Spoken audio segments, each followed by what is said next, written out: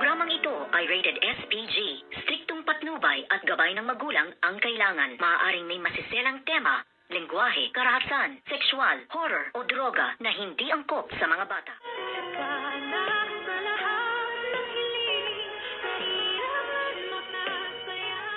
Good morning and welcome sa aking munting channel. At dito nga ay tinawagan nitong si Miss Giselle Tanyag ang kanyang pamangkin na si Doktora Annalyn Santos para nga ihingi na naman ng hinaing ang kanyang sama ng loob dahil nga tuluyan na siyang iniwan ng kanyang anak na si Justin. Ngunit sabi naman dito ni Doktora Annalyn Santos, tita, may pagkakataon pa dahil nandito si Justin na kung saan nga gaganapin ang party ng mga bata dahil nga itong si Dr. Annalyn Santos ay meron siyang isang nakausap at hinanap siya sa Apex Medical Hospital, ang isa sa mga namumuno dito nga sa mga children, sa mga wala ng mga magulang sa mga bahay ampunan. At dito nga ay nasabi ng isa sa mga namumuno dito na nakikiramay sila sa anumang nangyari kay Don Pepe dahil nga ang mga bata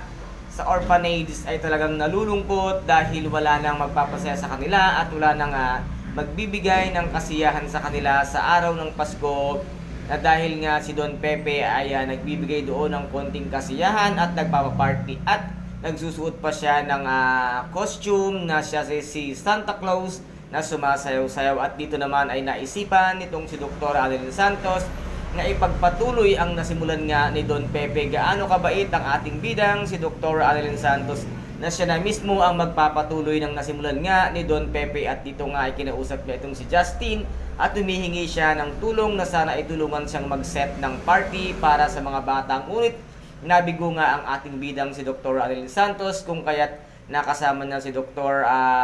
RJ at ang kanyang tita Giselle. At dito nga niya nasabi na merong dating tinutulungan na orphanage itong si Don Pepe at nagbibigay siya ng kasiyahan sa mga bata at nagpapaparty, kung kaya't naisipan niya ngang ipagpatuloy ang nasimulan nga ni Don Pepe. Kaya't naging agree naman dito si Miss Giselle Tanyag na tulungan siya at suportahan sa lahat ng kailangan nitong si Dr. Annalyn Santos. At dito naman ay laking tuwa ni Dr. Annalyn Santos dahil may isa siyang tita na tumulong sa kanya at siya pa nga ang nag-isip kung saan ang venue nila gaganapin ang paparty para matuwa ang mga bata sa darating na Pasko. At dito naman ay natuloy nga at humingi pa siya ng tulong dito nga kay Dr. Lyndon Javier, na ito nga ay nag-iisip pa at nakakakilig naman ang part ng dalawang itong si Dr. Annalyn Santos at si Dr.